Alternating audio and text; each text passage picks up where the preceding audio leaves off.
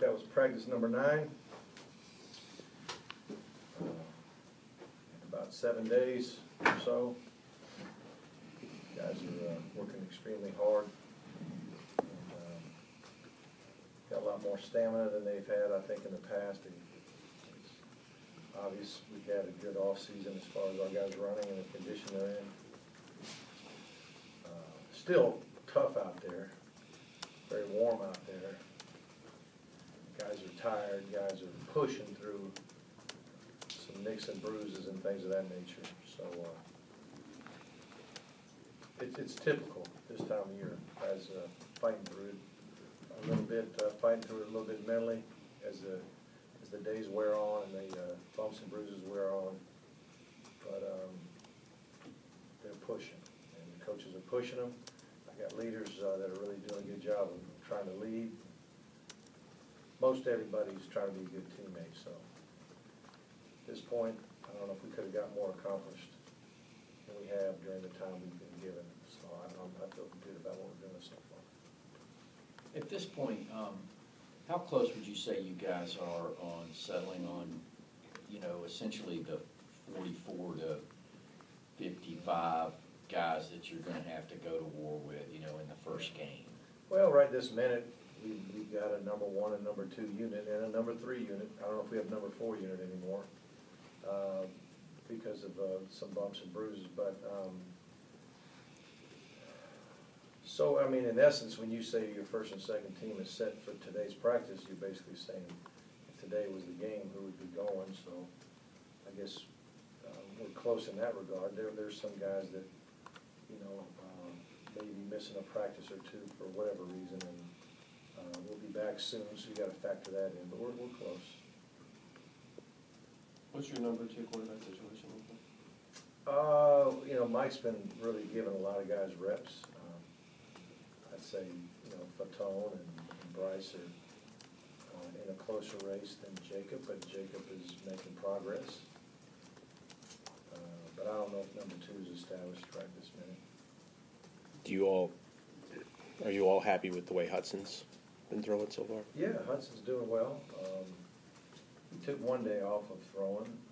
Carl got a little tired, and so we gave him a day's rest. But it's pretty typical in the camp to do that.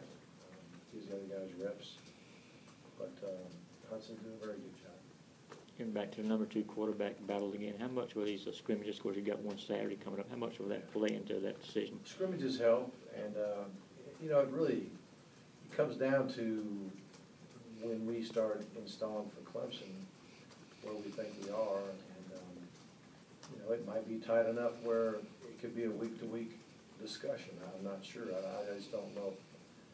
I've not sat down and talked to Mike and said, "What do you think?" about that specific thing, but I asked about how each guy does individually, but I haven't said, if you had to choose the number 2 guy today, well, who would it be? So I haven't had that discussion, but I'd have a hard time making that decision right now. Getting back to the scrimmage itself, what are the things you look for the first time out? Well, it's just the first time you put it all together. There's so many fundamental drills that we do. You guys see those mostly, and then the drills from the fundamental drills go to group work, where you might have just the lineman working and maybe just the perimeter working, and then you'll do some 11 on 11, but it'll be in more of a thud type situation. You're not really moving the ball. You're giving different situations, downs and distances and things of that nature. You script them, but it doesn't happen spontaneously like it does in a drive. And we might say this is a 4-play drive, this is a 6-play drive in practice, where when you scrimmage, it may turn out to be a 9-play drive, an 11-play drive. So how do you handle that as a player, and how do you handle live tackling, live blocking? Those are some things we want to see, and it will give us a better idea where we are. Mark obviously got some new guys in the secondary who I guess are kind of in the mix. And how do you evaluate players that just got here versus some of the veterans in a situation like that, and still give the new guys an honest look when they don't really have a good grasp yet? You know what? Our new guys have been getting plenty of looks. Jeremy's done a good job of getting everybody up to speed in a hurry and getting them reps, and I don't think we're gonna have trouble getting a young guy enough looks to decide if he can play or not. That's kind of priority one in the backfield. One of the really intriguing situations for me, at least, is just how you're gonna do the whole tight end H-back situation. Given that, you know, Jay's in some days and out the others, not sure what the situation is with Jordan Davis.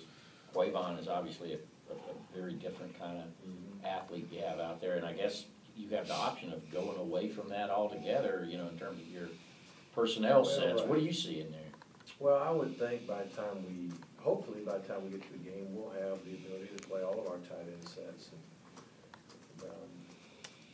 Quavon has become a legitimate tight end. He's not just a fullback trying to be a tight end. To me, he's really become a tight end who can still play fullback. And so that's really an advantage for him. But we always practice personnel groupings that in case there's some kind of catastrophe at the tight end position, that we could function without tight ends. 3 receiver, 2 back sets, 4 receiver, 1 back sets. We'll always have in our arsenal just in case we need to lean on that more heavily. But we anticipate